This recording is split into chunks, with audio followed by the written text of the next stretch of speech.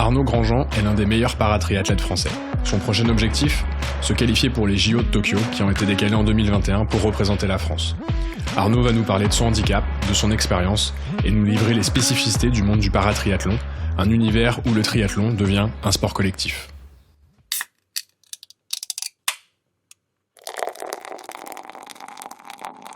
T'as peur d'avoir mal.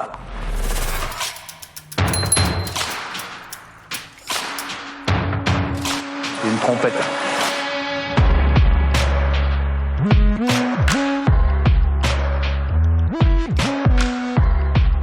Bienvenue sur le podcast Pinta Triathlon Club, le premier podcast français dédié au triathlon. Dans chaque épisode du PPTC, vous retrouverez des interviews, des conseils et des actualités sur l'univers du triathlon. Bonne écoute!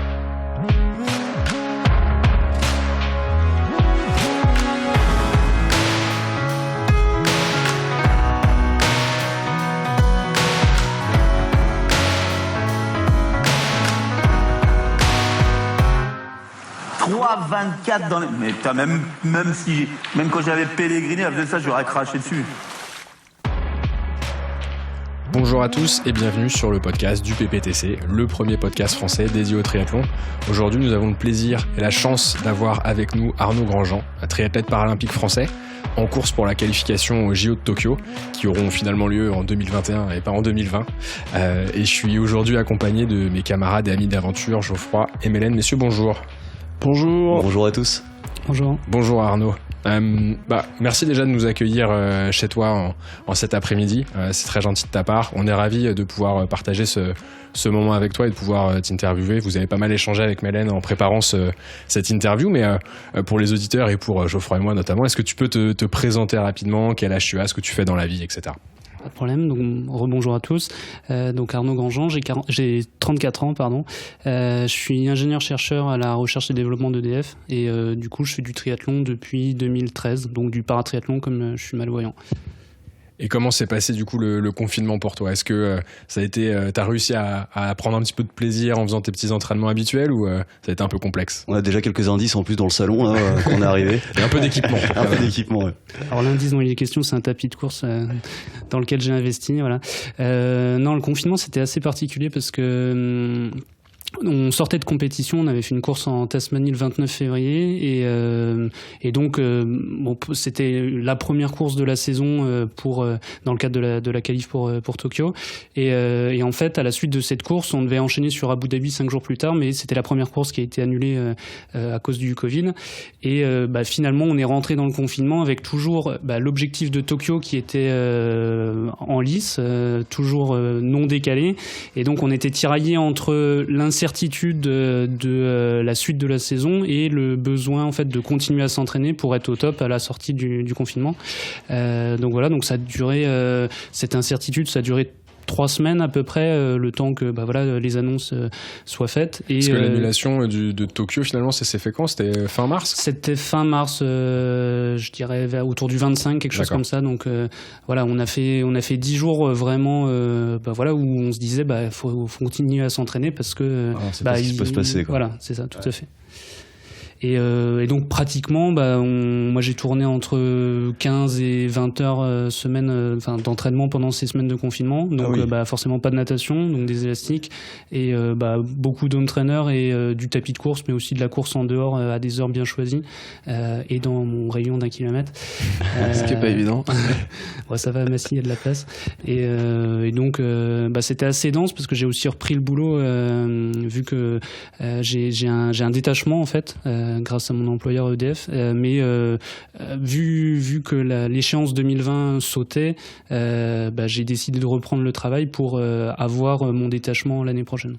C'est-à-dire que tu as l'opportunité tu mets en pause finalement le travail pendant X mois, c'est ça que tu appelles un détachement ? C'est ça, en fait on a construit une convention tripartite entre EDF, la Fédération Française de Triathlon et moi pour construire ce projet paralympique et donc EDF trouve trouve son intérêt, en particulier mon équipe en local, parce que donc les décisions se passent vraiment très localement avec mes principaux encadrants et responsables directs.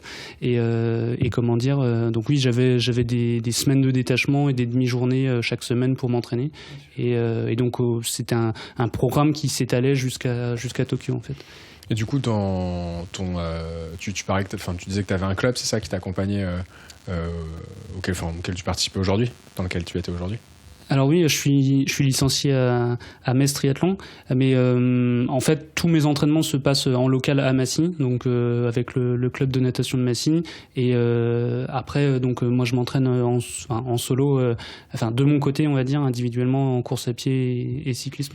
Et pendant le confinement, tu avais un programme malgré tout à suivre, ou un coach qui te surveillait un petit peu? Ouais, tout à fait, je suis très surveillé. Je suis entraîné par Johan Vincent, qui a son team en fait de coaching. Donc Johan Vincent, si vous connaissez pas, enfin pour ceux qui connaissent pas, il a été champion de France 2008 élite, et donc il a été un des meilleurs triathlètes français dans les années 2000. Et donc il a une partie de l'équipe de France de paratriathlon sous son aile, on va dire, sous ses ailes. Et donc on a des programmes qui nous donnent en natation, vélo, course à pied, donc avec nos séances d'élastique, nos séances d'home trainer et de course à pied, nos enchaînements, etc. Donc ouais, c'était assez sérieux, ouais. On n'a pas chômé. T'as été bien assidu? Ouais. Il n'écoutera pas ton coach. Et tu parlais de 15-20 heures d'entraînement, et par rapport justement à tes semaines classiques, c'est à peu près la même chose, ou c'était à peu près des volumes comparables, donc avec forcément la natation où j'arrivais pas aux heures et au volume habituel, mais c'était compensé par un peu plus d'home trainer, un peu plus de course à pied, des étirements, des choses que je faisais pas forcément d'habitude, des assouplissements, des choses comme ça. Donc c'était pas sans intérêt, on va dire. Comment tu as commencé le sport? Par quoi tu as commencé comme sport? Et au final, comment est-ce que tu as dérivé à en venir sur la pratique du triathlon à un très haut niveau? Alors, le sport, je pense que c'est depuis toujours. En fait, j'ai un frère qui a 2 ans et demi plus que moi, et donc tous les deux, nous sommes malvoyants. Et donc, on a grandi ensemble, on a fait des bêtises ensemble, comme tous les gosses. Et notre exutoire, je pense, par rapport à notre handicap, c'était le sport, se défouler, etc. Et on a commencé ensemble, on a fait du rugby quand on était petits. Moi, j'avais 9 ans, donc lui, il en avait 11-12.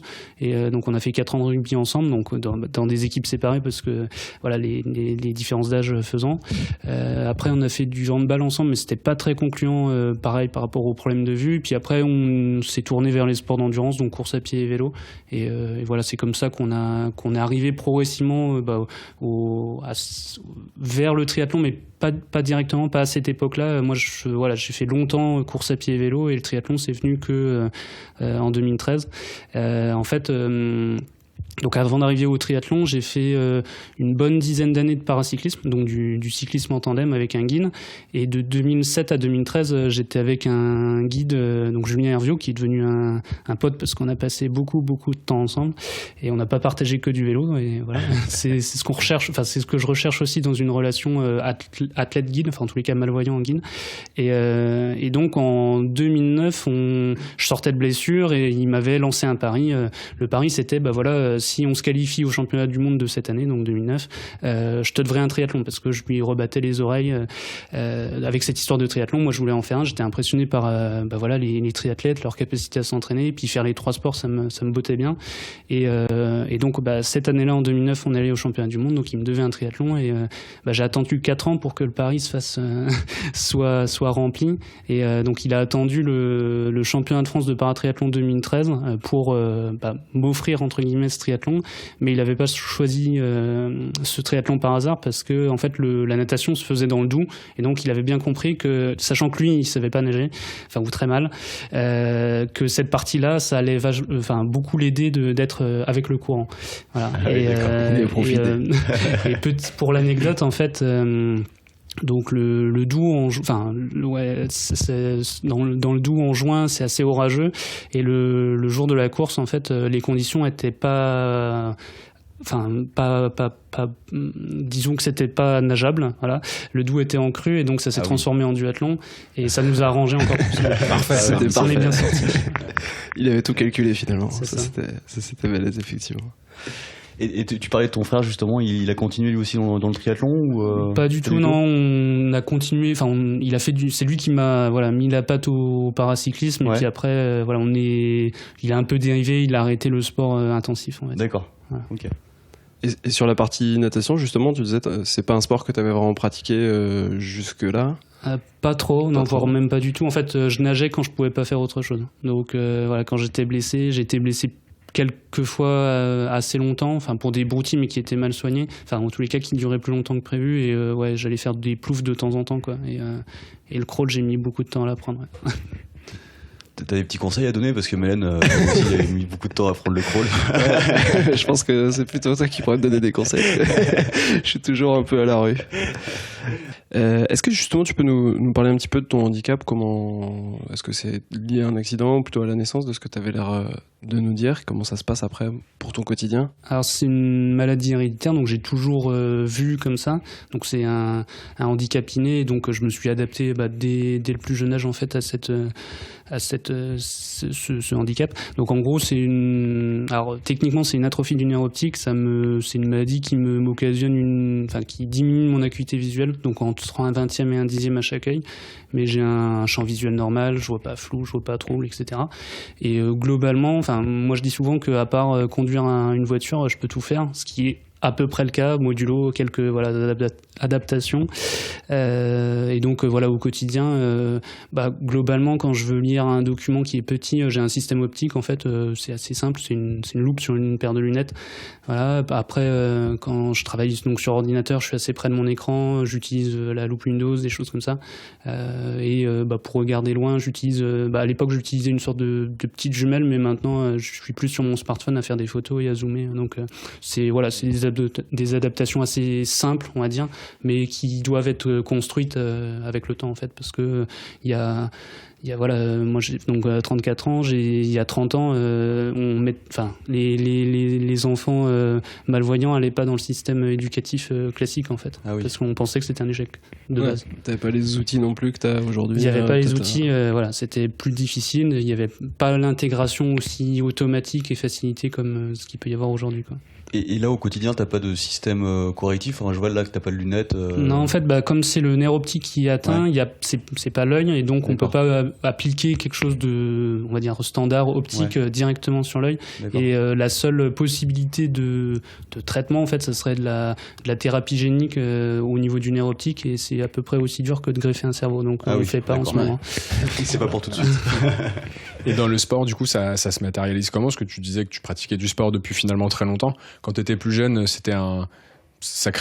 tu pouvais pas jouer dans des équipes, sur ton équipe de rugby, la même équipe que tout le monde. C'était quoi l'impact pour toi? Alors, par exemple, pour le rugby, moi j'ai arrêté quand la réception des coups de pied devenait délicate. Et donc, à partir de, si je dis pas de bêtises, Binim, je pense, où on joue sur le grand terrain, où il y a beaucoup de coups de pied, etc. Donc, où ça devenait vraiment très aléatoire de récupérer des ballons et compagnie. Donc, on se culpabilise et c'est compliqué d'être en plus, c'est l'âge bête des collégiens. Donc voilà, donc c'est pour ça que j'ai arrêté. Après dans les sports que je pratique actuellement, c'est dès qu'il y a de la vitesse, des trajectoires, des choses comme ça, ça va au-delà de mes capacités visuelles. Donc à ce moment-là, j'ai besoin d'un guide. Ouais.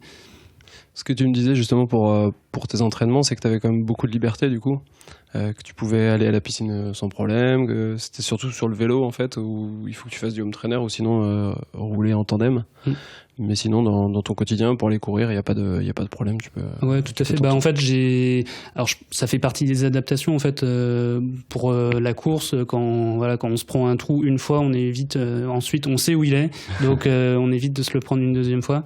Et après, pour la piscine, je suis pas gêné pour aller à la piscine et puis nager seul. J'ai pas besoin d'adaptation en fait. Donc ça, c'est une autonomie qui est chère et qui est comment dire appréciable. Mais du coup, ça veut dire que tu es obligé de pratiquer aussi les mêmes chemins de course à chaque fois Pas forcément. Après, quand j'en découvre un, je suis assez prudent. Ouais. Après, voilà, la course dans les sous-bois, quand c'est chamarré, ombre, lumière, ça peut être compliqué. Donc, je fais confiance à mes chevilles. Je suis très raide, mais mes chevilles sont très souples. Donc, j'ai de la chance. Tu fais pas trop de trail du coup.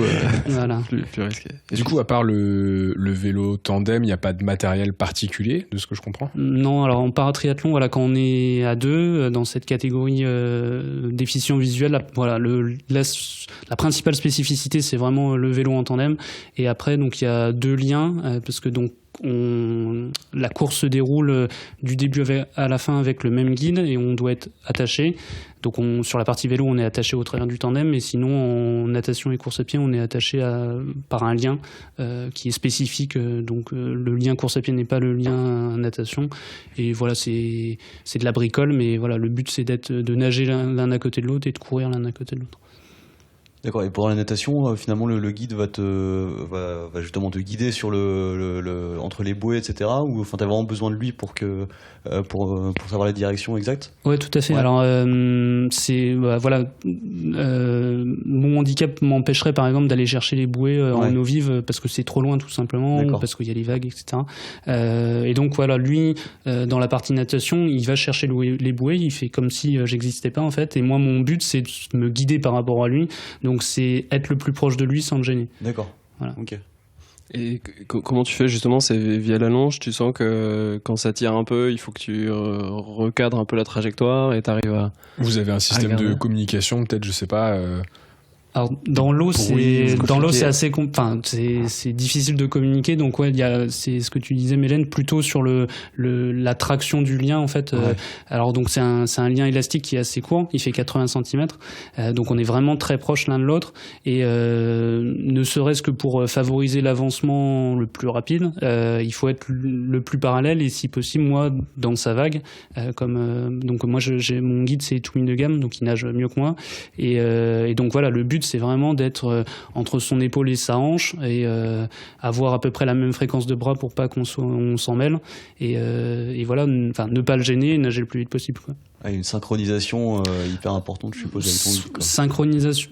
Alors, il y a des duos qui sont parfaitement synchronisés en nat. Donc ça, c'est vraiment un travail, et ça pourrait être une piste d'amélioration. Après, le gain, j'aurais des difficultés à estimer vraiment qu'est-ce qu'on pourrait gagner d'être synchronisé, à part ne pas se voler l'eau l'un par rapport à l'autre, et puis ne pas se gêner. Mais globalement, comme moi je suis pas avec lui 365 jours par an, c'est quelque chose qui serait sans doute très demandeur de temps, d'énergie, pour un gain qui est peut-être pas là où on peut gagner le plus de choses en fait. D'accord. Et je pense à ça, en compétition, vous n'avez pas de problématique? Enfin, on sait, en solo, des fois, c'est un peu compliqué, on se nage un peu dessus. Et là, j'imagine que si vous croisez un autre binôme ou si vous nagez en même temps, ça doit être d'autant plus compliqué. Ça arrive un peu Alors, on est dans les compétitions internationales de paratriathlon, on n'est pas très nombreux parce qu'il y a un nombre de dossards limité. Et comme la catégorie déficient visuel regroupe aveugles et malvoyants avec un départ séparé, parce que les aveugles ont une pondération de temps, ils partent 3 minutes 18 avant les malvoyants, et donc ça fait deux pelotons bien séparés. 3 minutes 18, on récupère ça pas facilement, et donc globalement on est une vingtaine au départ, dans un même départ maximum, et donc on trouve assez vite sa position, quoi. Après c'est pas quand on sait les meilleurs nageurs, on sait ceux qui sont moins bons que nous, et le but c'est d'aller chercher les pieds de ceux qui sont meilleurs que nous, quoi. Mais il n'y a pas trop de foire d'empoigne, globalement. Ça se passe pas trop mal. C'est 20 personnes, donc 10 duos, c'est ça? C'est ça. Ouais, ok. Et c'est un départ depuis la berge ou depuis la plage, ou c'est un départ dans l'eau? En fait, tous les départs en paratriathlon sont dans l'eau, parce que tous ne seraient pas capables de plonger, en fait. Par exemple, ceux qui sont en fauteuil, alors certains tiennent debout, mais pas tous. Et donc voilà, c'est l'homogénéité, tout le monde dans l'eau, quoi. Tu parlais tout à l'heure de ton guide. Comment tu l'as rencontré? Est-ce que c'est la fédération qui met en relation des athlètes comme toi avec des guides qui se mettent à disposition de ces athlètes-là, ou tu l'as rencontré toi de ton côté et tu t'es dit tiens, on va se lancer dans les compétitions ensemble? Alors c'est plutôt l'option 1, surtout pour pardon. En fait, donc le paratriathlon est rentré aux Jeux paralympiques à Rio en 2016, et donc c'était la première fois que ça rentrait, mais toutes les catégories n'étaient pas représentées. À l'époque, il y avait 5 catégories hommes, 5 catégories femmes, ils avaient choisi 3 catégories hommes, 3 catégories femmes. Chez les femmes, il y avait notamment les tandems, mais pas chez les hommes. Voilà, c'est une histoire, un choix politique. Donc moi, j'ai pas pu prétendre à une sélection en 2016. Et par contre, à Tokyo, les tandems, hommes et femmes, sont représentés. Et du coup, il y a une accélération de la catégorie tandem depuis cette annonce, en fait. Donc depuis 2018. Et donc, depuis 2018, le niveau s'élève. Chez les guides, on voit arriver des anciens pros, des Mark Buckingham, des Anglais là qui sont vraiment, enfin qui étaient vraiment au top, et même à Rio chez les femmes, c'est 2 Australiennes qui ont gagné en tandem, et la pilote c'était Mickey Jones qui était vice-championne olympique à Sydney. Donc pour donner un peu l'idée du gratin qu'on met devant un tandem. Et donc voilà, c'est vers à peu près 2018 où toutes les fédés se sont dit qui est-ce que je mets devant pour essayer de tirer vers le haut les tandems.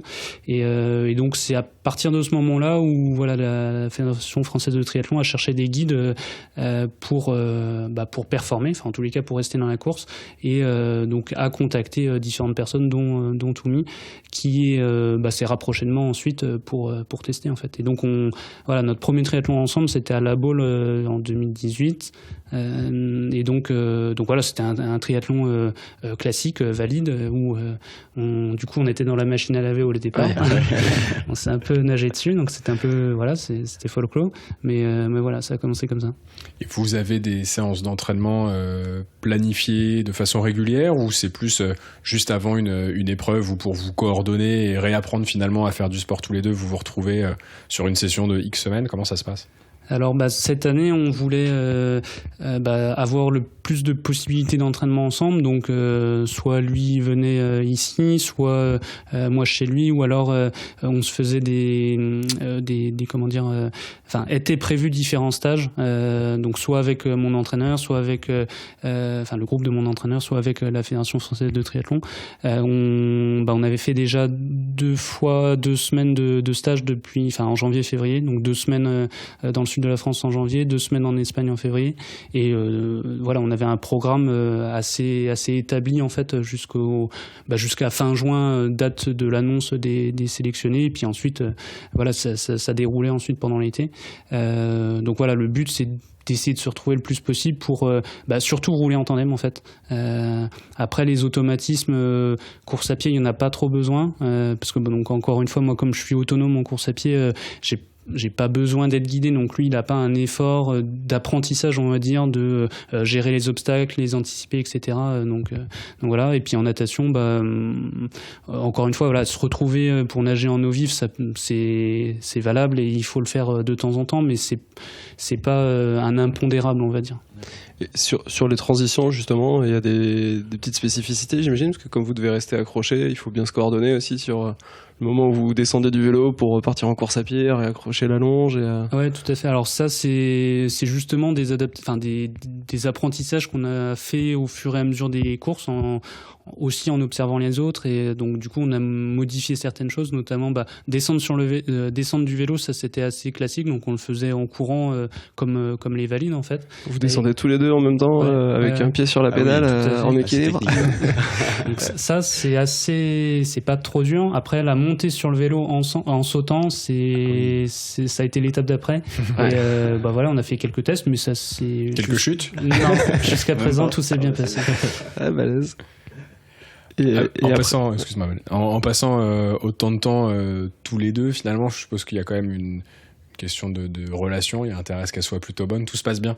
Ouais, tout à fait. Alors, moi, c'est aussi pour ça que je fais du sport. Enfin, dans mon cas, la compétition à haut niveau implique d'avoir un guide, un binôme, et si humainement ça colle pas, c'est pas jouable, quoi. Parce qu'on passe tellement d'heures, de jours dans l'année ensemble que voilà, j'arriverai pas en fait à me retrouver humainement et donc sportivement si tout se passe bien tant qu'on fait des résultats et dès que ça foire, on se fait la gueule, ça marcherait pas, quoi. Ouais, tu seras jamais à 100%, enfin complètement motivé si tu détestes la personne qui est à côté de toi. Voilà, ça marche. Moins d'énergie à dépenser. Voilà, c'est pas possible, quoi. C'est un peu, je pense, comme tout sport d'équipe, je pense que c'est difficile d'avoir quelqu'un qu'on peut pas blairer à côté de soi. Donc non, j'ai de la chance de tomber sur des gens qui partagent cette vision, donc c'est pas forcément le cas chez tout le monde. Et comment dire. Et voilà, avec qui ça se passe bien, donc c'est cool. Et tu peux nous parler un peu du vélo? Moi je connais pas du tout le tandem, j'en ai jamais fait. Comment ça se passe finalement? Faut être coordonné là en termes de coup de pédale, comment ça se passe? Alors le coup de pédale, il est mécaniquement coordonné entre pilote et stocker, c'est la personne qui est derrière. D'accord. Parce que en fait il y a deux chaînes sur un tandem, il y a une chaîne de liaison donc entre les deux pédaliers et une chaîne d'entraînement, donc c'est la chaîne classique entre le pédalier arrière et la cassette. Et donc comme les pédaliers sont synchronisés par la chaîne de liaison, on pédale forcément ensemble. Donc ça c'est le premier point. Après, ça veut pas dire que tout le monde appuie de la même force, avec la même force sur les pédales. Ça c'est le deuxième point. Donc après, ça c'est pas parce qu'on est coordonné qu'on met la même puissance. Et donc d'où l'intérêt d'avoir quelqu'un de très fort avec soi, parce que ça aide forcément. Ouais, bien sûr. Donc il a un profil plutôt vélo justement, Toumi. Alors dans une récente interview, Toumi de Gamme a dit je suis ni bon en natation, ni bon en vélo, ni bon en course à pied, c'est pour ça que je fais du triathlon. Sympa pour le sport. Le classique. Et justement, ça nous amène à poser une question sur les qualités importantes pour être guide. Là, tu nous parlais justement d'anciens pros souvent, donc je suppose que, faut avoir un certain niveau parce que déjà, faut être au moins au même niveau que le triathlète qu'on accompagne, si ce n'est plus. Et généralement, c'est quoi? C'est des anciens pros, Alors, globalement, oui, c'est soit des très bons amateurs, soit des anciens pros. Alors, je pense que la qualité principale, c'est l'empathie et l'envie de partage. C'est souvent, en fait, la première chose que les guides qui vont vers le paratriathlon présentent comme qualité et puis disent facilement, en fait, parce que il faut accepter de mettre de côté sa saison et ses objectifs, parce que le paratriathlon, même si on n'a pas beaucoup de courses, il faut quand même être présent sur les stages, les épreuves sont loin, donc ça veut dire des déplacements assez longs, etc.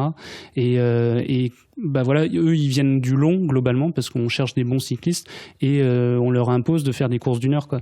Donc ils doivent revoir aussi leur façon de s'entraîner, et puis eux il faut qu'ils fassent natation, vélo à bloc, et qu'à pied, comme ils interviennent moins dans la performance, ils peuvent pas pousser ou tirer leur athlète, c'est dans les règles de course. Une fois que ils doivent poser le vélo cramé globalement et avoir de la marge à pied pour accompagner l'athlète jusqu'à la ligne, quoi. Donc voilà, l'objectif, je pense, l'objectif de la Fédé, c'est que même dans un mauvais jour, le guide doit être meilleur que son athlète dans les 3 disciplines, quoi. D'accord. Donc il faut des profils plutôt complets, effectivement, et solides. Idéalement des pros. Après, ce qui est intéressant au final pour cette personne qui accompagne, c'est que d'un sport individuel qu'elle a peut-être fait pendant très longtemps, elle arrive à passer à un sport collectif, quasiment. Et c'est vrai que ça apporte quelque chose aussi pour elle, du coup. Oui, complètement. C'est une pratique.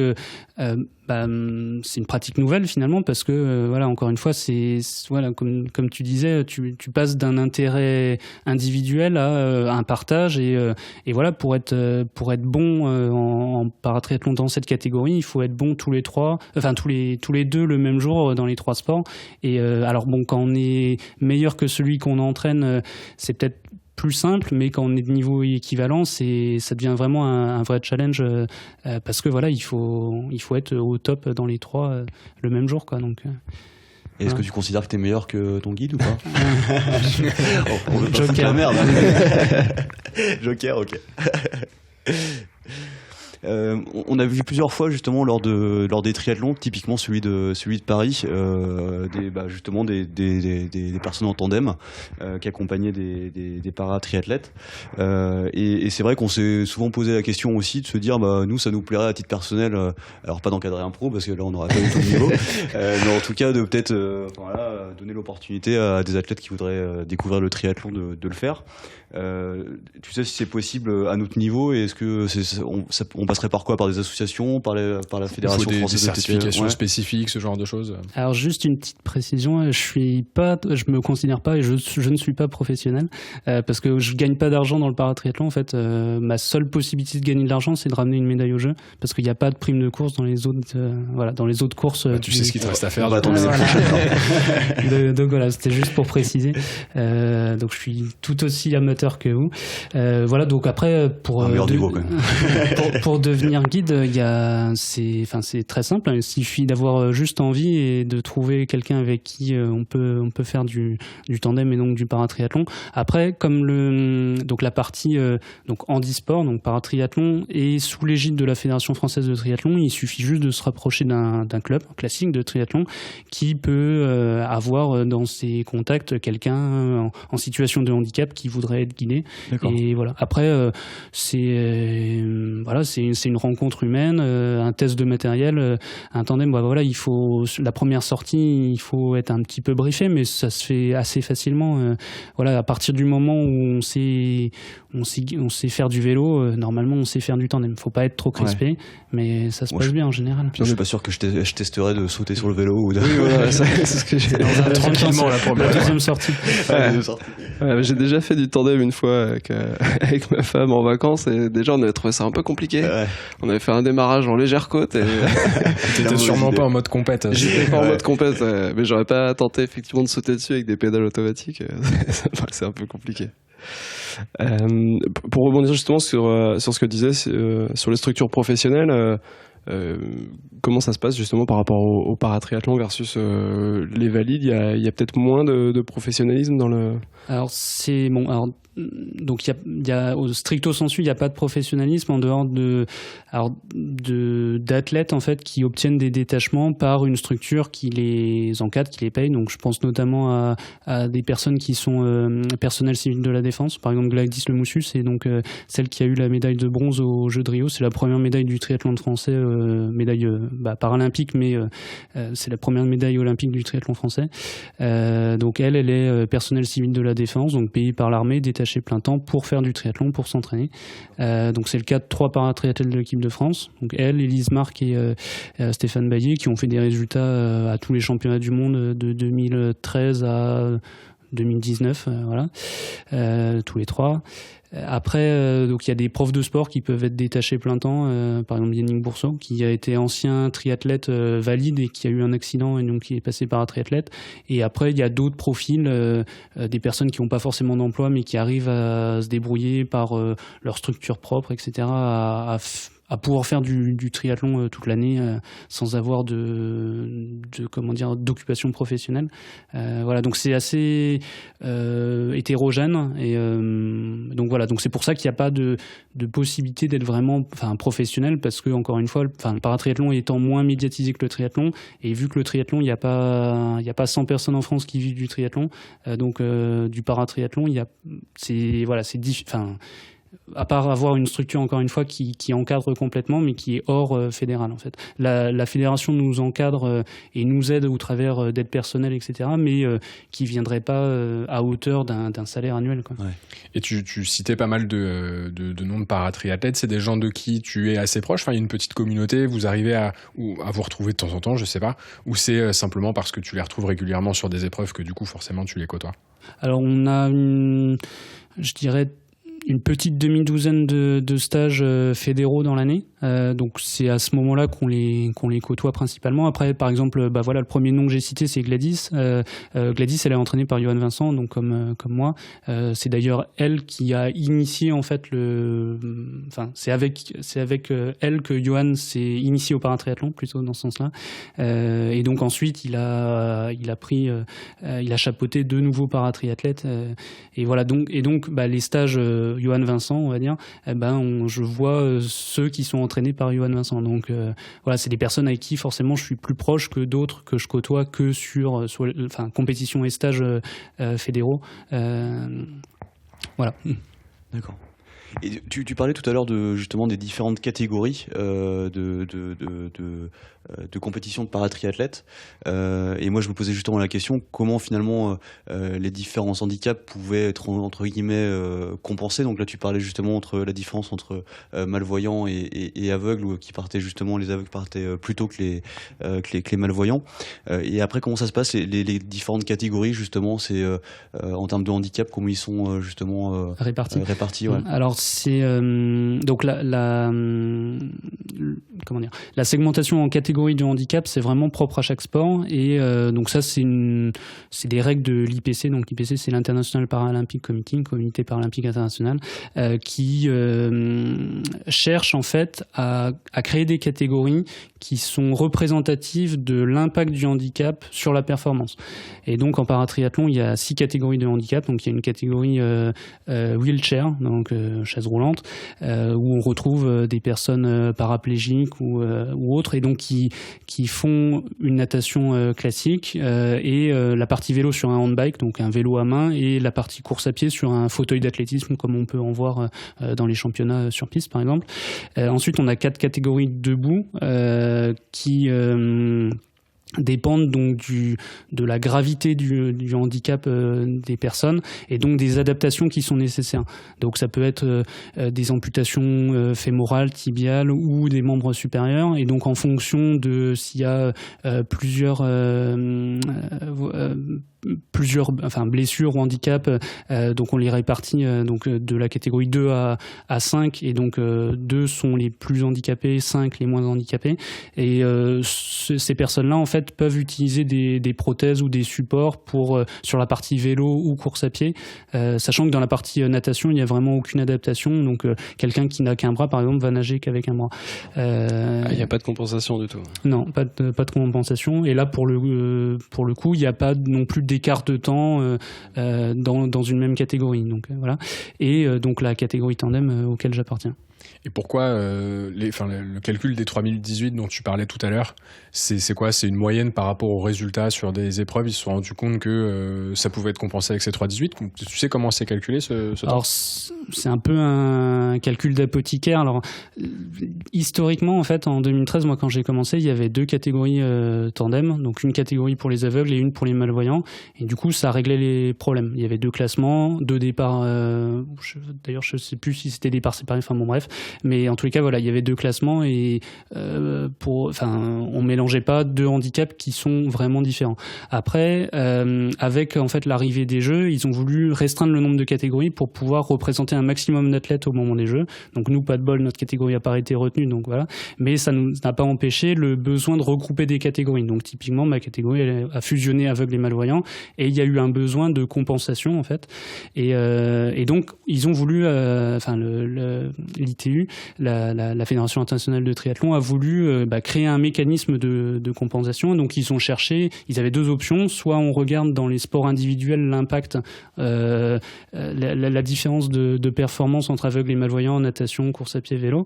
Donc là ils n'ont pas vu de différence significative, parce que en se spécialisant correctement, un aveugle peut être aussi bon qu'un malvoyant sur un 200 mètres nage libre par exemple, idem sur piste, etc. Et en vélo, moi qui venais du paracyclisme, il n'y avait aucune différence entre aveugles et malvoyants, on partait tous sur la même course, voilà. Et donc ils ont pris la deuxième option, qui est de regarder effectivement quelles sont les différences moyennes entre un malvoyant moyen et un aveugle moyen dans la population des paratriathlètes, et donc ils ont commencé comme ça à construire un indicateur qui est représentatif du milieu du peloton en fait, et alors avec tout un tas de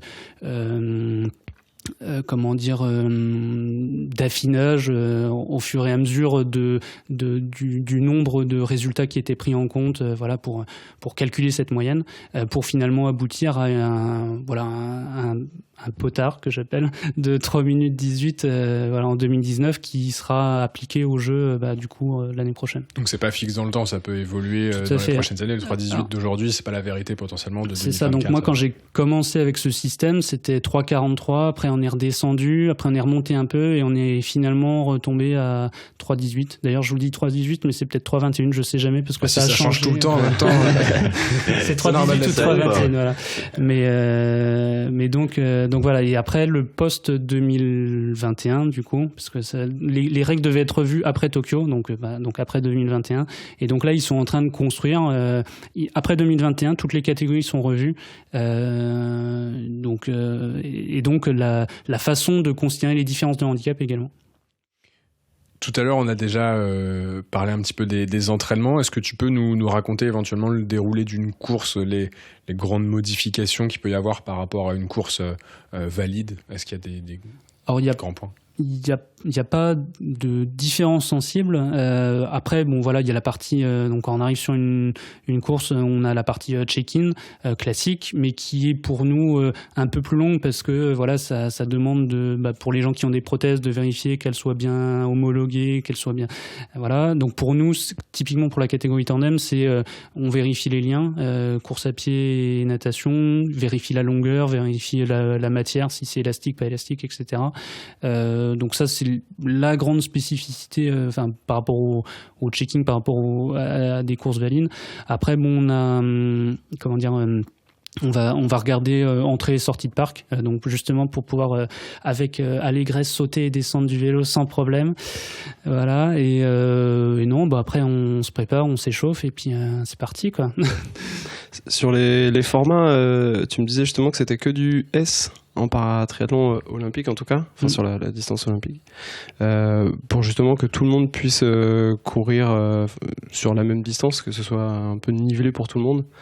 Il n'y a pas de format M ou plus long qui était prévu Alors, il y a donc dans les compétitions internationales officielles, donc celles qui rentrent pour la qualification des Jeux et pour les Jeux, ça sera toujours du sprint, en tous les cas jusqu'à preuve du contraire. Et il y a peu de chances que ça évolue parce que potentiellement, certaines catégories de handicap pourraient ne pas aller au-delà de cette distance, être en mesure encore que j'en surprendrai sans doute plusieurs en disant qu'un amputé fémoral a déjà fait le Norseman. Donc voilà, ça montre que quand tu m'avais dit ça, donc l'argument de être capable de dépasser le S, pour moi il tient pas, mais bon, c'est comme ça. C'est aussi la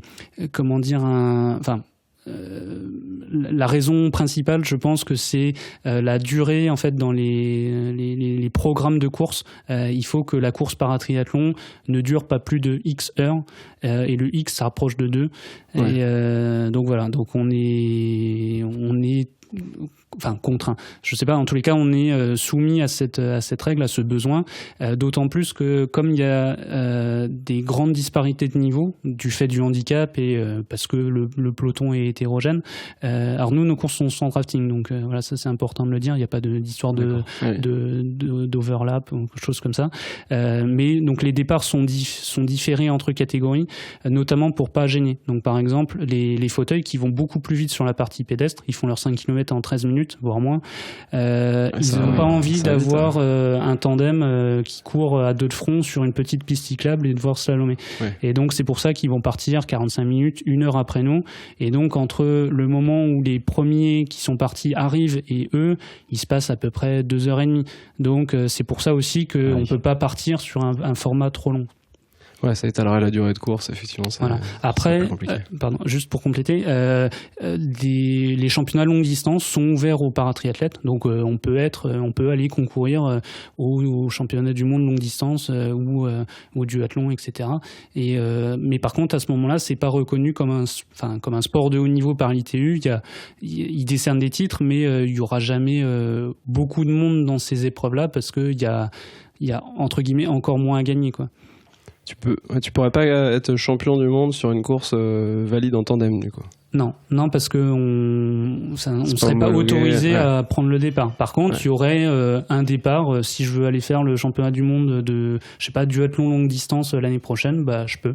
Parce qu'il y aura ouverture au paratriathlon.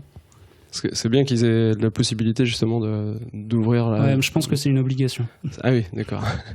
Et justement, les courses, tous les triathlons de France ou encadrés par la FFTRI, tu peux participer à tous ces triathlons-là, c'est où il y a que certains triathlons qui sont ouverts aux paratriathlètes. Alors, le grand avantage d'être chapeauté par la Fédération nationale valide, c'est que jusqu'à preuve du contraire, on nous a jamais refusé l'accès sur un triathlon. Après, il faut s'annoncer, surtout si on a besoin d'adaptation. Alors, pour nous, pas forcément juste pour les tandems, on a peut-être besoin d'un peu plus de place dans le parc, mais c'est surtout pour annoncer que certains ont besoin de prothèses pour sortir de l'eau, pour pas pas créer de surprise. Mais globalement, on a accès à toutes les épreuves et ça, c'est vraiment une richesse parce que c'est pas le cas, par exemple, en paracyclisme. Quand on faisait du paracyclisme, nous, avec mon guide, on pouvait faire juste des cyclosportifs qui nous acceptaient. Et il y a quelques cyclosportifs qu'on a gagnés et l'année suivante, on n'était pas forcément les bienvenus parce qu'on considérait qu'on trichait en tandem. Okay. Ouais. Alors qu'au contraire, tu me disais qu'en tandem, c'était plutôt plus compliqué, même si on pédale à deux. Voilà. La réponse est dès que ça monte. On parle un petit peu des différentes épreuves, justement. Est-ce que tu peux nous partager ton meilleur et ton pire souvenir sur une épreuve à laquelle tu as participé ? Alors, on va dire meilleur souvenir... je dirais championnat d'Europe 2016 où on a fait 3e et c'était le jour de mes 30 ans et du coup ça a été partagé parce que il y avait mes parents, il y avait ma femme, donc c'était assez inespéré, ça s'est bien passé et c'était cool parce qu'il y avait la famille quoi. Après en pire épreuve, pas en paratriathlon parce que je pense que on n'est jamais tombé, donc on est arrivé tout le temps. Je pense que les pires souvenirs entre guillemets, c'est plutôt les préparations qui ont complètement foiré du fait de blessures, etc. Donc moi il y a 3 ans, en 2017, je me suis fait une rupture de la lame profonde du tendon quadricipital, donc ça fait mal et ça met du temps à guérir. C'est au-dessus du genou. D'accord, c'est un tendon qui tient le quadriceps et ça s'est fini en PRP, donc ça fait pas du bien non plus et ça met du temps à guérir. Donc ça c'est galère. Ouais. Ça t'est arrivé en pleine épreuve ça ? Non, c'est sur de la musculation. J'ai pété une durite. Ça fait 30 squats. Énervé quand tout à coup. Voilà. Et sur une épreuve justement à laquelle tu as participé, tu as déjà dû abandonner pour cause de blessure de toi ou de ton guide par exemple qui, je sais pas, s'est blessé à n'importe quel moment. Alors mon guide j'ai une expérience où j'ai dû finir seul parce que au triathlon de la Baule, je sais plus quelle année, il m'a accompagné jusqu'à la fin du vélo et après à la fin du vélo il m'a fait comprendre qu'il fallait qu'il cherche des toilettes très rapidement et qu'il pouvait pas continuer, donc j'ai fini seul, mais c'était plus folklorique, il y avait pas de c'était pas grave. C'était pas grave. Ça peut presque rentrer dans la catégorie bon souvenir. Voilà, même si j'ai trouvé ça long, mais c'est pas grave. Et du coup tu peux finir tout seul dans ces cas-là? Là c'était pas une épreuve. Voilà, c'était une épreuve sans importance, on va dire, mais en paratriathlon, s'il finit pas, je finis pas quoi. On peut pas finir tout seul. Ouais. Et qu'est-ce que ça représente pour toi, justement, de représenter l'équipe de France sur les disciplines internationales, sur les épreuves internationales, pardon ? Alors, petite précision encore. Alors, on fait partie de l'équipe de France que quand on est sélectionné, et du coup, ça arrive 2 fois dans l'année, championnat d'Europe, championnat du monde. Partons du principe. Voilà. Je remets les points sur les i parce que j'ai pas envie de me faire taper sur les doigts. Donc voilà, quand on participe à des épreuves internationales, on porte la tenue France, etc. Donc oui, forcément, on se dit il y en a plusieurs qui voudraient être à ma place et donc il faut être au top et puis on est des compétiteurs, on s'entraîne pour être bon, pour donner le meilleur de soi et quand à la fin d'une épreuve sur un championnat, si on est amené à entendre la Marseillaise, t'as des frissons quoi. Donc c'est cool, c'est une chance. C'est sûr que c'est autre chose que de regarder un match de foot à la télé avec l'hymne, c'est sûr que l'émotion doit être un petit peu différente. Et justement, tu parlais de la fédération. Qu'est-ce qu'il t'apporte au niveau de l'orga, de l'encadrement, accompagnement ? Alors, plusieurs choses. Donc déjà, au niveau entraînement, c'est les stages dont j'ai parlé. Ouais. Y a aussi des suivis, donc par exemple de la mise à disposition de matériel. Je pense par exemple à des pédales capteurs de puissance, des choses comme ça, avec un suivi de l'entraînement possible. Donc il y a notamment Nicolas Biard, qui est frère de Bertrand Biard, qui est à la fédération, il est chargé de l'optimisation de la performance notamment, et donc il va essayer d'analyser les courbes de watts sur différents entraînements en course. Donc ça, c'est un premier aspect. Il y a un aspect accompagnement socio-professionnel, donc dont je bénéficie. Donc c'est la fameuse convention dont j'ai parlé tout à l'heure, avec éventuellement des dédommagements pour des prises de jours de congé sans solde, ce qui est le cas pour moi en 2019 et ce qui est prévu en 2020. Après, globalement, il y a aussi des aides, pour finir, sur les épreuves internationales. Dès qu'on est en sélection équipe de France, on est pris en charge de A à Z, et sur la majorité des courses, on a un soutien financier. Ouais, donc c'est quand même assez... C'est conséquent. Assez bien, une saison de paratriathlon, c'est à peu près 20 000 € si on ne change pas de matériel. Un tandem, c'est à peu près 12 000 € complet. Donc, dès qu'on va faire une course à l'autre bout du monde, comme ça nous arrive assez souvent, c'est 3 000 à 4 000 € la course. Ouais. Ça dépend où, mais typiquement, notre course en Tasmanie, c'est cet ordre de grandeur. C'est pas la porte à côté non plus. C'est l'autre bout. Effectivement. Du coup, t'as tendance à pas mal voyager quand même, j'ai l'impression. Ouais, alors c'est plus des déplacements que des voyages, parce qu'on ne profite pas forcément des lieux, mais c'est du dépaysement. T'arrives pas à rester quelques jours après. C'est difficile parce que typiquement la Tasmanie, donc c'était la deuxième fois qu'on y allait, mais je connais l'aéroport où on atterrit, la ville où on fait la course. C'était un nouveau Airbnb, et puis voilà, on est rentré. Parce que là, typiquement, t'es resté combien de temps sur place ? On est arrivé le mercredi, on est reparti le dimanche. Ah ouais, avec les 4 jours, 20 heures d'avion, un peu plus, il y a 2 jours de voyage. Ouais. Bien 10-12 heures de décalage horaire. Parfait. 9. Excuse-moi, ça passe. 9. J'espère que tu reprenais pas le boulot le lundi, parce que non, j'étais détaché. Ça va. Tu parlais justement on a parlé de la qualification au JO, qui du coup est toujours en cours, puisque tu n'as pas pu terminer et faire toutes les épreuves. Est-ce que tu peux expliquer un petit peu comment ça se passe, ce système de qualification pour les prochains Jeux Olympiques ? Ça marche, on s'accroche. Donc la période de qualification dure 12 mois. En théorie, elle a commencé fin juin 2019 et elle devait s'arrêter fin juin 2020 pour faire 12 mois. Donc là, elle s'arrêtera sans doute, très vraisemblablement, fin juin 2021. Et pendant cette période de 12 mois, on marque des points sur les épreuves auxquelles on participe en fonction du classement à l'arrivée. Et la somme des 3 meilleurs scores sur cette période fait un score total qui compte au ranking paralympique. Et donc, en fonction de ce score, on est dans le classement et il faut être dans les 9 premiers pour ouvrir un quota pour sa fédération, pour cette catégorie. Donc c'est un quota qui est national, non nominatif.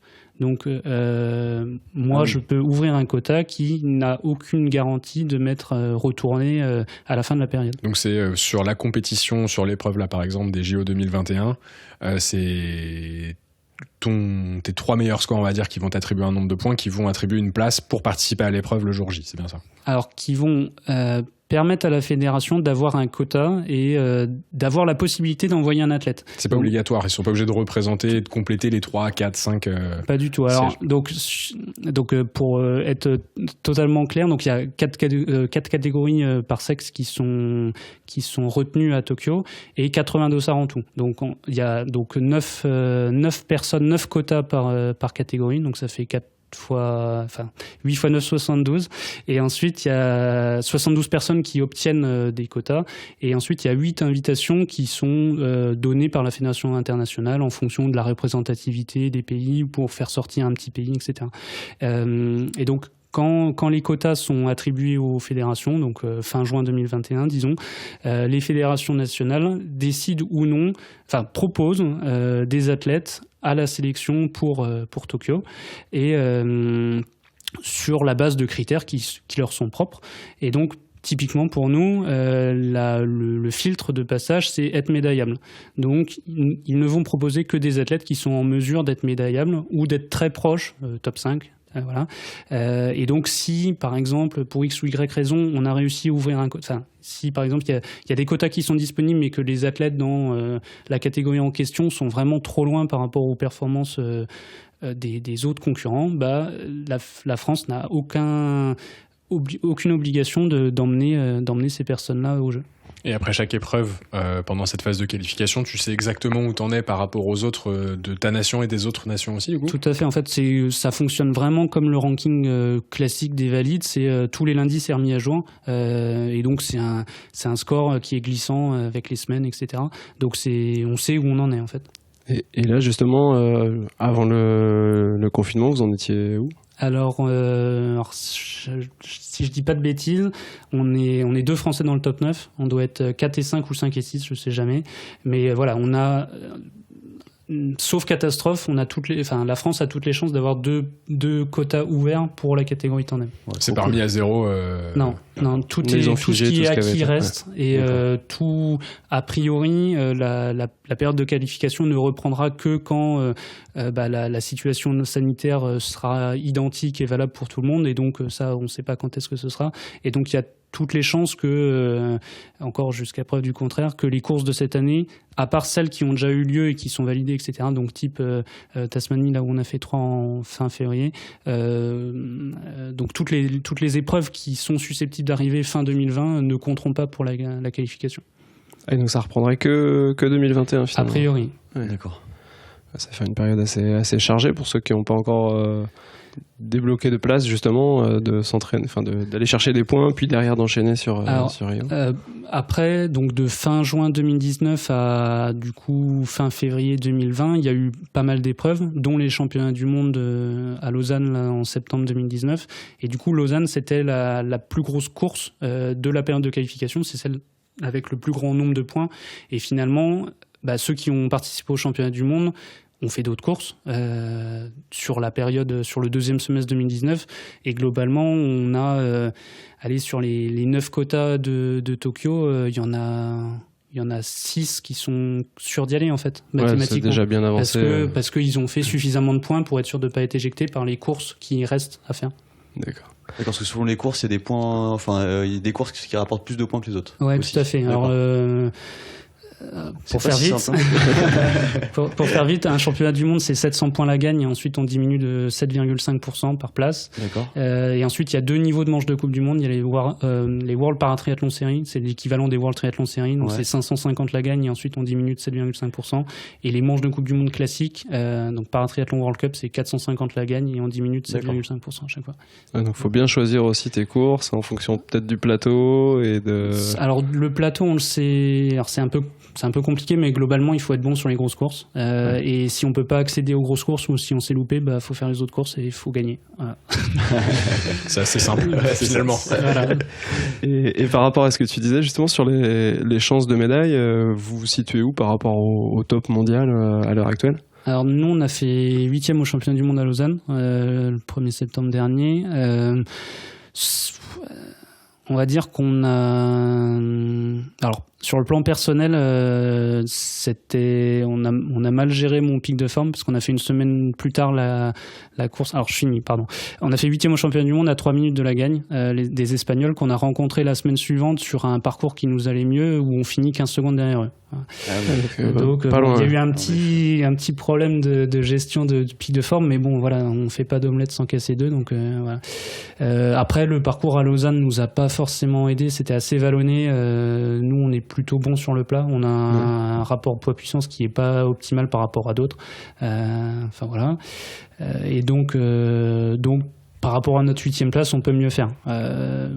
Après, aller chercher le podium ce jour-là ou dans une meilleure forme, je sais pas, mais on aurait pu se rapprocher d'un top 5. Il y a, là, donc à Lausanne, en finissant 8e, on est à 1 minute 10 de la 4e place. Et il y a 4 tandems en 1 minute. Ouais, donc c'est quand même assez serré. Notre catégorie, elle est très dense. Ouais, donc potentiellement, il y a des chances de médaille, effectivement. Voilà, après, vous pourriez aller à Tokyo. Moi, je pense que dans un très bon jour, on pourrait assurer un top 5. Ouais. Voilà. Mais voilà, tout le monde sera au meilleur de sa forme. Et après, il faut faire la course de sa vie, quoi. Mais voilà, encore une fois, c'est une belle occasion pour la faire. Tout à fait. C'est tout ce qu'on te souhaite en tout cas. Et vous arrivez justement à rattraper les tandems aveugles qui partent devant ou... Alors, pas tous. Pas tous, c'est difficile. Pas tous. Donc ça dépend parce qu'il y en a qui sont très forts, il y en a d'autres qui ont plus de difficultés. C'est comme tout, c'est assez hétérogène. Après, donc ceux qui sont sur le podium l'année dernière au championnat du monde sont tous partis avec moi. Donc il n'y a pas de raison que voilà. Donc l'Espagnol là qui est champion du monde, il a mieux nagé, mieux couru, mieux pédalé. Et il est allé plus vite en transition, donc voilà, il finit 3 minutes devant. Ça laisse pas beaucoup de place, effectivement, s'il était meilleur partout. Mais bon, on va s'améliorer. Il reste un petit peu de temps avant 2021. Tout à fait. Tu nous parlais justement du fait que tu es amateur et donc pas encore professionnel. Comment tu arrives justement à jongler entre entraînement et boulot et vie perso justement pour cette qualif, parce que ça va te demander, j'imagine, beaucoup de temps. Donc là, tu auras le détachement l'année prochaine, mais ça doit être assez difficile d'enchaîner au quotidien.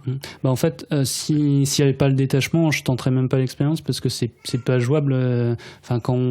L'idée c'est de s'entraîner 20-25 heures semaine. Si tu rajoutes un boulot à plein temps, ça rentre pas. Les cases, sûr. Les journées, elles vont 24 heures et c'est mort. Et et par ailleurs, être un minimum présent pour ma femme et mon fils, c'est un impondérable. Donc voilà, je m'appuie essentiellement sur le détachement. La compréhension de mes proches et leur soutien, sans quoi ça serait pas possible. Et je me dis que c'est une occasion, j'aurais pas 50 occasions d'aller au jeu, donc je la saisis et puis on verra. Et puis voilà, je fais tout pour être meilleur pour cet objectif. Et puis voilà, mais c'est sûr que c'est une vie dédiée à cet objectif. Si on peut pas faire les choses à moitié parce que à côté les autres, soit ils font que ça, soit ils sont dans des conditions très propices pour progresser et voilà être fort. Et donc c'est un risque de diminuer en performance, quoi. Et est-ce que tu as mis une date de fin justement à ce programme chargé avec le triathlon? Tu te dis que les JO 2021 c'est ta dernière grande échéance, ou tu dois te projeter encore sur plusieurs années sur ce type d'épreuve avec l'intensité et le temps que ça demande finalement? Alors, quand les Jeux étaient en 2020, j'avais de grandes incertitudes pour la suite parce que c'est dur de se dire on va arrêter une vie dense, etc., quoi. Mais avec le décalage à 2021, je me dis vraiment que voilà, c'est la cerise sur le gâteau de mon petit passage en triathlon. Et ça serait bien de finir là-dessus, quoi. Et après, je continuerai le sport, mais pas à ce niveau-là parce que c'est vraiment exigeant et je commence à me faire des cheveux blancs. Donc. Effectivement. Tu parlais justement du matériel qui coûte très cher. Est-ce que tu arrives à avoir un peu d'aide de sponsors ou de marques qui pourraient vous accompagner sur le sujet, ou c'est assez compliqué? Donc encore une fois, mon premier sponsor c'est mon employeur parce que c'est lui qui me détache, et si j'avais pas ça, je pourrais pas m'offrir ce luxe qui est le temps. Donc voilà, merci EDF. Et ensuite on a un partenaire historique que mon guide précédent avait trouvé vraiment par hasard. Donc il travaille à la police de l'air et des frontières, et donc il aime bien, donc il est dans les aubettes à tamponner les passeports.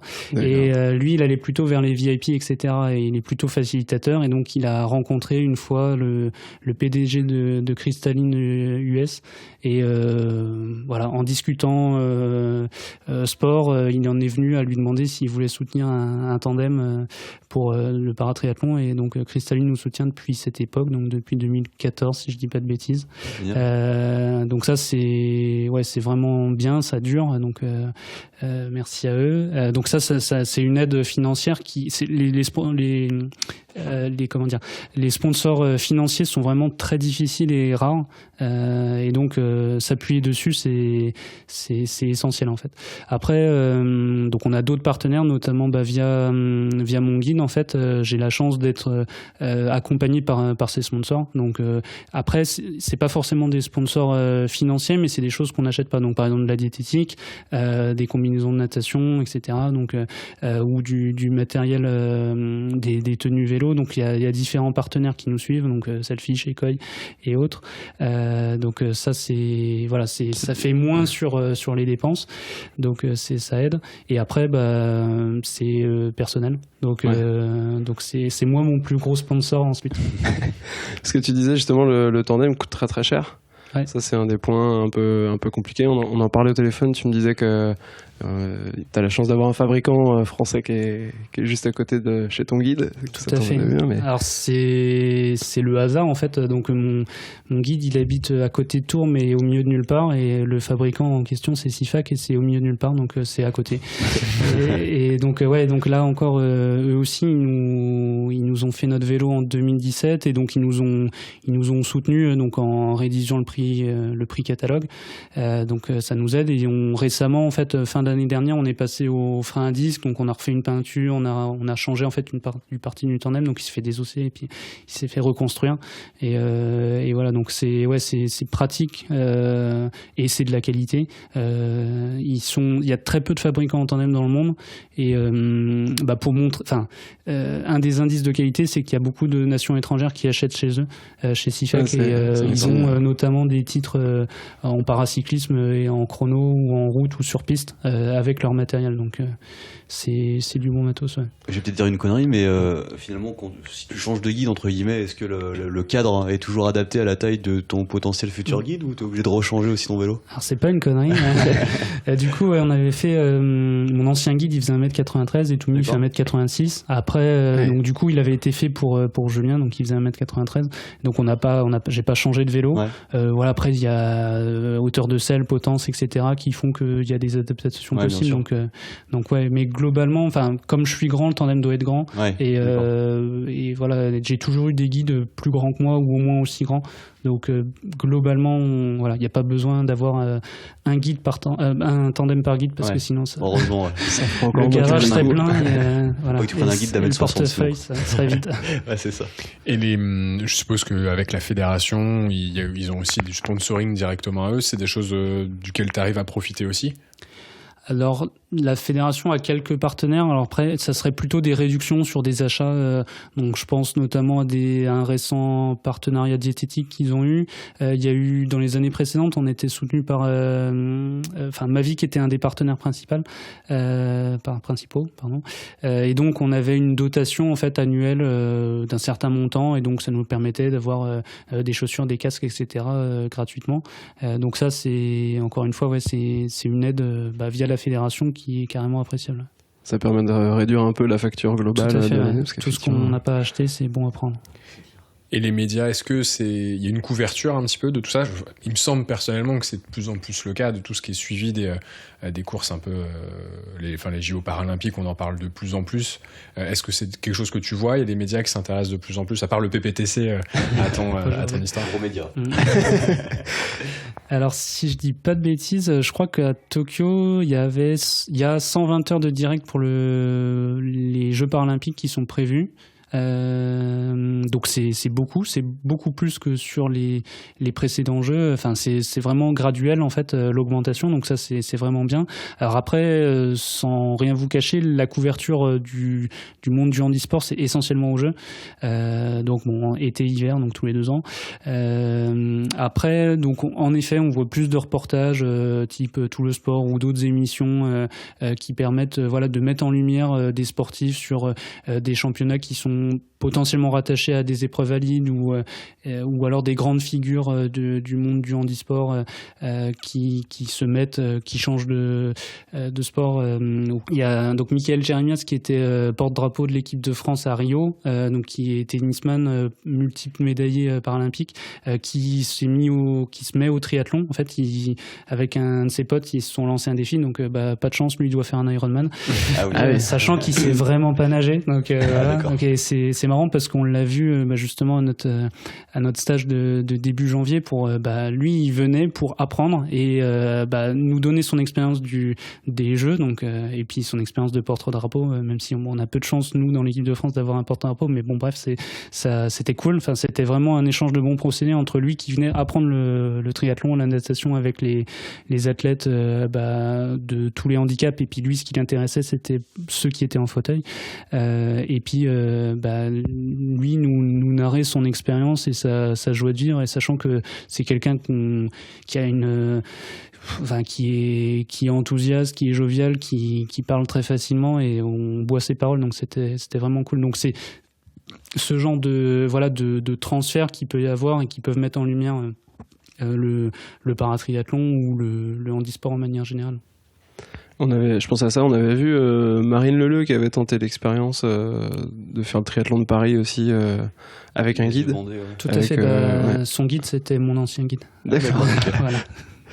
Donc ça permet aussi de temps en temps de faire un peu un peu le buzz sur ça. Après on a comme on est souvent dans le sud avec nos stages FF3, donc Nicolas Becker, l'entraîneur national, il a des contacts avec la presse locale, donc globalement à chaque fois qu'on va dans le sud, on a un article dans la presse locale avec Toumi, donc mon guide, on a souvent des articles dans la Nouvelle République du côté de Tours. Voilà, c'est des choses qui sont assez récurrentes, et tant mieux, parce que ça montre des pratiques qui sont encore assez méconnues, et alors certes les performances sportives chronométriques sont moindres que les valides, mais ça n'empêche que c'est des gens qui s'investissent à fond malgré leurs difficultés, leur handicap. Et puis peut-être que mettre un petit peu plus en lumière dans les médias ce type d'épreuves et de sport, ça peut aussi peut-être donner l'envie à certains qui se posent la question de savoir s'ils peuvent faire ce genre d'exercice, de pratique. Tout à fait. Et il y a, nous aussi, on essaye de faire des interventions dans des écoles ou des auprès de publics jeunes, pour montrer que voilà, la vie s'arrête pas avec un handicap, et justement qu'il faut rebondir, qu'on n'est pas moins bon que quelqu'un d'autre ou moins valable, et donc qu'on peut il y a les limites sont celles, les limites c'est vraiment très subjectif, et c'est fait pour être poussé en tout cas aussi, dans la mesure du possible. Voilà. Et du coup, c'est la fédération qui vous incite à faire ce genre de choses, ou c'est à chaque fois des initiatives un petit peu individuelles? Sur la partie médiatisation, voilà, on est partie prenante, et du coup c'est toujours bien de parler de nous, voilà, même si moi c'est pas la gloire que je recherche, mais voilà, après c'est plutôt des initiatives personnelles que d'aller dans les écoles ou de répondre favorablement à une demande, voilà, et puis ça permet tout simplement d'améliorer sa capacité à parler en public, et puis on ne sait jamais, on peut avoir de belles rencontres, et on peut avoir aussi des questions ou des échanges qui peuvent être constructifs, y compris en dehors de l'aspect purement sport ou purement handicap, voilà. Messieurs, est-ce que vous aviez d'autres questions? Non, je pense qu'on a fait le tour. Ouais. On te remercie vraiment beaucoup d'avoir pris le temps de répondre à nos quelques questions, de nous avoir accueillis chez toi. On est vraiment ravis d'avoir pu aborder ce sujet. C'était quelque chose qu'on voulait faire depuis longtemps. Merci Mélène d'avoir pris contact, d'avoir pu organiser cette rencontre. On a une tradition dans le podcast, c'est de demander à la personne qu'on interviewe sa bière préférée. Quelle est ta bière préférée? J'en ai plusieurs. J'aurais pu faire. Faut choisir. Je peux faire triathlon, 3 sports, 3 bières, mais je vais m'en limiter à une. J'aime bien. Alors globalement, j'aime bien les bières qui ont du caractère, et donc je dirais la Saint-Bernardus, si ça vous parle. Ouais. Bière d'abbaye, si je dis pas de bêtises, belge. Tout à fait. Très bon. Voilà, faut pas en boire trop, parce que c'est ça. Très appréciable. Est-ce que tu es présent sur les réseaux sociaux? Est-ce que nos auditeurs peuvent éventuellement te suivre sur Instagram, sur Strava? Tout à fait, ce sera avec plaisir. Alors, je suis plutôt sur réseaux sociaux classiques, donc Facebook et Instagram. Donc, mon pseudo Instagram, c'est Nono Big Jean, Arnaud Grandjean. Voilà, et donc pareil, j'ai une page athlète, donc Arnaud Grandjean paratriathlète sur Facebook. Super. Merci beaucoup. Jogi, est-ce que tu veux partager l'Instagram et le site du club? À chaque fois, j'ai l'impression d'être pris par surprise. Ouais, alors qu'à chaque fois, je me tourne vers toi. Exactement. Non, vous pouvez bien sûr nous suivre aussi sur les réseaux sociaux, sur Instagram avec pptc_tri, et sur Strava avec pptc-tri. Voilà, suivez-nous, rejoignez-nous. C'était parfait. Merci beaucoup à nouveau. C'est tout. Merci pour encore. nous. Merci beaucoup. Et puis on espère te voir à Tokyo l'année prochaine. Ouais. On aimerait bien entendre la Marseillaise. Effectivement. Merci beaucoup. À bientôt. Merci. Bisous.